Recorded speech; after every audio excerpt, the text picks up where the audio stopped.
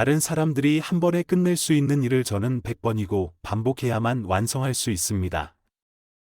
다른 사람들이 10번 하면 저는 1000번을 하고, 다른 사람들이 1000번 하면 저는 10,000번을 합니다. 이러한 끊임없는 노력이 결국 바보도 총명하게 만들고, 부드러운 것도 단단하게 만드는 것입니다. 인생은 우리가 매일 반복하는 행동의 결과입니다.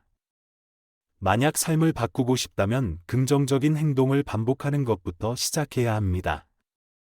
살다 보면 마음이 혼란스러워 방향을 찾기 어려운 때가 있습니다.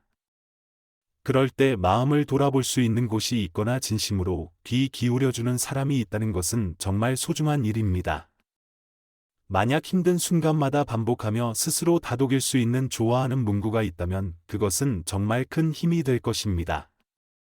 때로는 마치 주문처럼 되뇌거나 종이에 써서 보는 것만으로도 마음을 가다듬고 평온을 찾을 수 있습니다. 공자는 이렇게 말했습니다. 사람의 본성은 같지만 반복하는 것에 따라 달라진다. 이는 제가 항상 마음속에 새겨두는 논어의 깊은 문구 중 하나입니다. 사람은 태어날 때 크게 다르지 않지만 시간이 지남에 따라 습관과 반복되는 행동이 각자의 길을 결정하게 합니다. 이 말은 평범해 보이지만 매우 깊은 진리를 담고 있습니다. 우리가 매일 발걸음을 내디딜 때 그곳은 서서히 우리의 길이 됩니다. 처음에는 혼자 걸을지라도 시간이 지나면 그 길을 따르는 사람도 생깁니다. 시간이 흐르면 구불구불한 길은 곧게 뻗고 좁은 길은 넓어집니다. 인생 또한 그렇습니다. 내일의 발걸음이 곧 자신의 길을 만들어가는 것입니다. 매일 들판에 나간다면 농부가 될 것이고, 강과 바다에 나간다면 어부가 될 것입니다. 시장에 나가면 장사꾼이 되고, 대장간에 가면 대장장이가 될 것입니다. 공자는 또한 사람의 본성이 크게 다르지 않다고 했습니다. 진정한 차이는 우리가 반복하는 행동과 그로 인해 형성되는 습관에 있습니다. 사실, 삶에서의 성공은 본성, 지능, 학력, 외모, 가정 환경에 달려 있지 않습니다. 우리가 매일 반복하는 노력 속에 있습니다. 논어의 이 가르침이 사실이라면 그것은 우리 모두에게 커다란 희망이 되는 말씀입니다. 공자는 또 이렇게 말했습니다. 멀리 생각하지 않는 사람에게는 가까운 곳에 근심이 닥친다. 이 말은 우리가 멀리 보는 안목이 있다면 당장의 걱정이 줄어든다는 뜻입니다. 목표가 있는 삶은 걱정을 줄여줍니다. 꿈이나 목표가 있다면 그것이 비록 달성하기 어려운 목표일지라도 우리는 희망을 갖게 됩니다. 희망은 목표를 도전 과제로 만들고, 도전이 쉬워지면 그것은 더 이상 도전이 아니라 우리의 일상이 됩니다. 실제로 우리 삶의 대부분은 걱정으로 가득 차 있으며, 각자의 임무는 그러한 걱정을 서서히 줄여나가는 것입니다. 이는 결코 쉬운 과정이 아닙니다. 만약 너무 간단했다면 아무도 걱정할 필요가 없었을 테니까요. 때로는 아무리 노력해도 마음 깊은 곳의 근심을 지우기 어렵습니다. 수많은 스트레스 해소법이 제안되었지만 대부분의 방법이 각자에게 꼭 맞는 것은 아닙니다. 공자는 효과적인 불안 해소 방법으로 미래를 향한 목표 설정을 강조했습니다. 먼 목표를 설정할수록 현재의 걱정은 점차 사라집니다. 만약 3년이나 5년 후의 목표와 꿈이 성취 가능하다면 그것은 희망을 만들어내어 현재의 걱정을 덜어줍니다. 희망이 있으면 목표는 흥미로운 도전이 되어 우리의 삶을 더욱 풍성하게 합니다. 적당한 도전은 삶을 더욱 흥미롭고 의미 있게 만들지만 너무 쉬운 도전은 도전의 성격을 잃고 일상의 일부가 되어 버립니다. 너무 안락한 삶 속에서는 오히려 걱정을 덜어내거나 현재의 어려움에 맞서는 것이 더 어려워집니다. 도전은 항상 어려움을 수반하지만 그 의미 있고 달성 가능한 도전들은 우리에게 행동을 촉구하고 내적인 힘을 불어넣어 줍니다. 사실 사람을 피곤하게 하는 것은 현재의 어려움이 아니라 미래에 대한 불안입니다. 만약 미래가 안정적이라면 현재의 어려움은 가벼워집니다. 반대로 미래가 불확실하면 지금의 삶이 아무리 편안해도 근심에서 벗어나기 어렵습니다. 공자는 멀리 생각하지 않으면 걱정이 가까이 온다고 가르쳤습니다. 이는 먼 미래를 생각하는 것이 현재의 불안을 덜어준다는 의미입니다. 나치 독일의 아우슈비츠 수용소에서 3년을 보낸 심리학자 빅터 프랭클은 죽음의 수용소에서 이상적인 삶은 없으며 삶의 보편적인 의미를 찾는 것은 무의미하다고 했습니다. 그는 삶이 이론이나 먼 이상이 아닌 행동과 태도를 통해 의미를 찾아가야 하는 과정임을 강조했습니다. 프랭클은 평온함이 때로는 정신건강에 해로울 수 있음을 깨달았습니다. 언제나 편안한 삶은 사람을 쉽게 나태하게 만들며 아무리 편안한 자세도 변화하지 않으면 고통스러워질 수 있습니다. 그는 도전과 어려움이 사람을 동기부여하고 정신적 성장을 도와주는 중요한 요소라고 강조했습니다. 니체는 살 이유를 아는 사람은 어떤 상황도 견딜 수 있다고 말했습니다. 수용소에서 프랭클이 견뎌낼 수 있었던 원동력은 압수당한 원고를 다시 쓰고자 하는 강한 의지였습니다. 이는 진정한 목표와 동기가 사람을 역경에서 벗어나게 해줄 수 있다는 것을 보여줍니다. 살아가는 이유를 알면 어떤 어려움도 직면할 힘을 찾을 수 있습니다. 명확한 목표는 방향성을 제공할 뿐 아니라 어두운 순간에도 인내와 결단력을 유지할 수 있는 정신적 에너지를 공급해 줍니다. 공자는 또한 지위가 없는 것을 걱정하지 말고 그 지위를 감당할 능력이 없는 것을 걱정하라고 충고했습니다.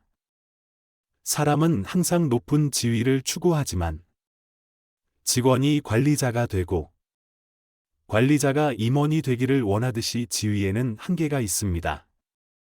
그래서 더 중요한 것은 스스로 그 지위를 맡을 자격이 있는지 점검하는 것입니다. 공자는 인정받을 자격이 있음에도 불구하고 인정받지 못하는 것은 남의 잘못이고 자격이 없으면서 인정받고자 하는 것은 욕망이며 자격이 있는 사람이 인정받는 것은 당연한 일이지만 자격이 없는 사람이 인정받는 것은 비정상이라고 했습니다.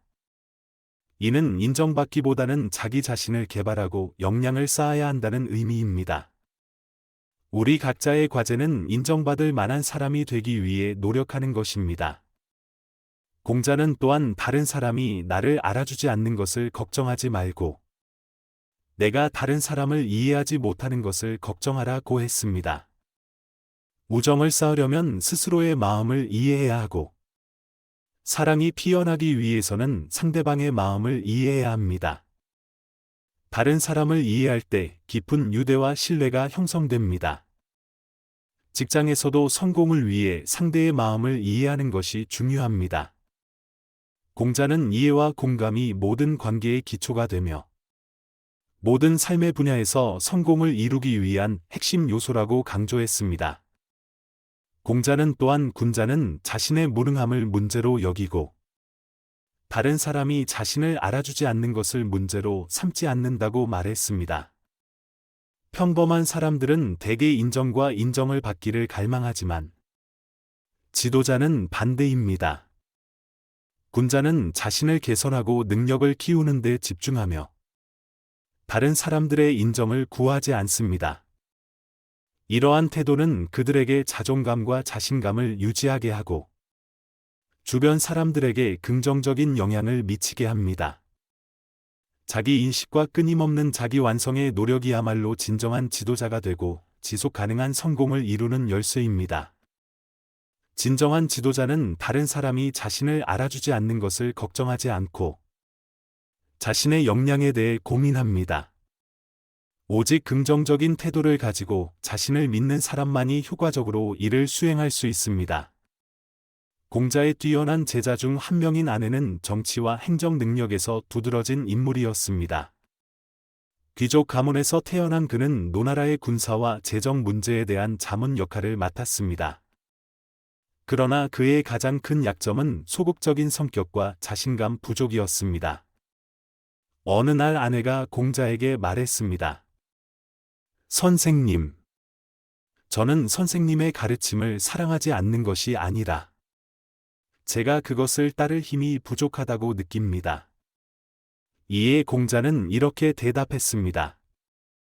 힘이 부족한 사람은 도중에 멈추겠지만 너는 시작조차 하지 않았구나.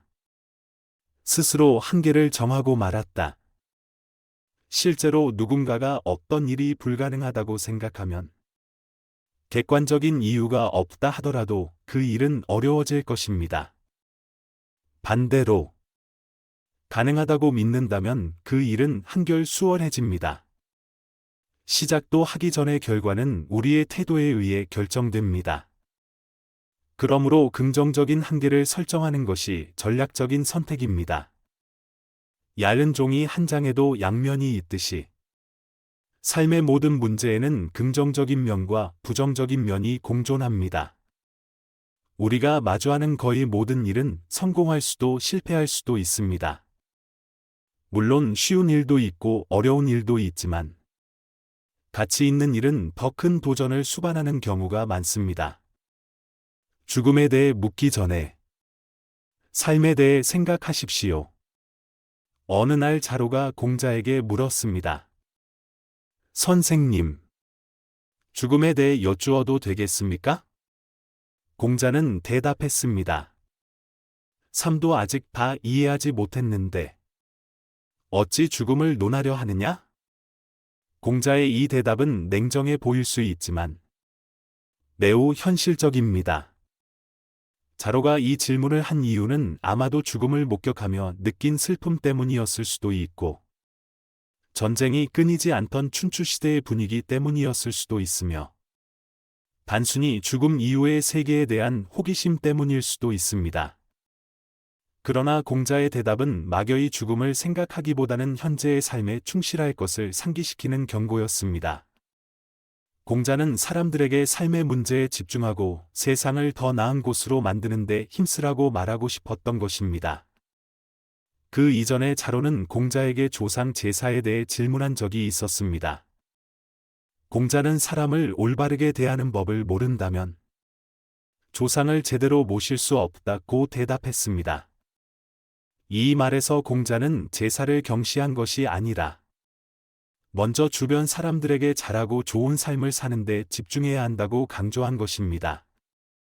통제할 수 없는 먼 일에 대한 걱정보다 지금 우리가 할 수 있는 일에 집중하는 것이 중요하다는 뜻입니다.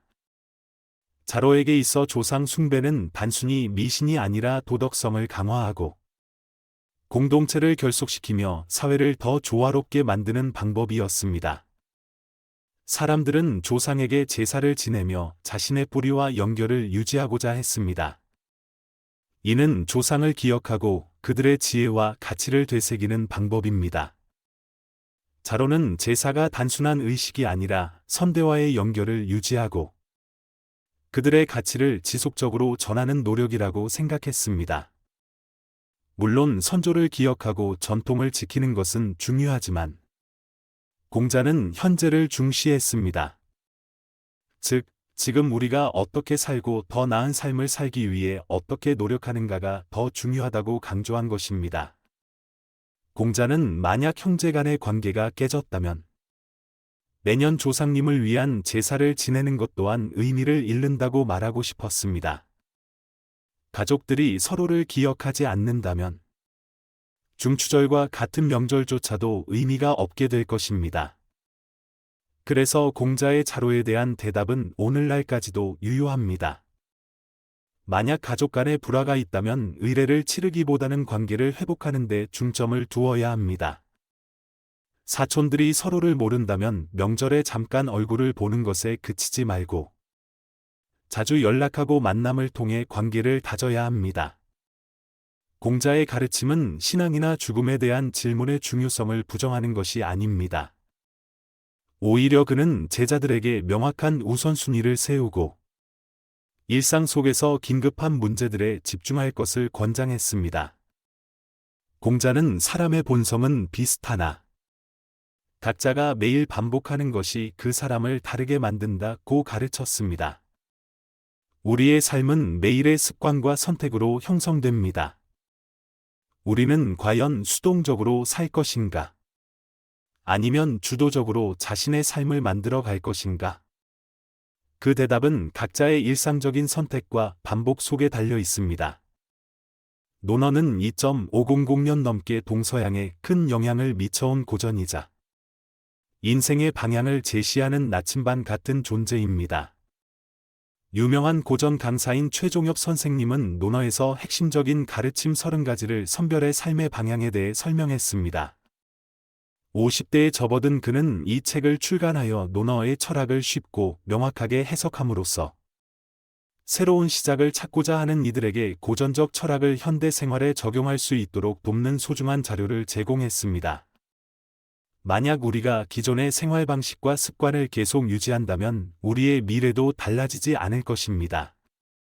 하지만 새로운 태도와 방식을 선택하고 매일 그것을 반복한다면 우리의 인생길은 점차 긍정적인 방향으로 변하게 될 것입니다.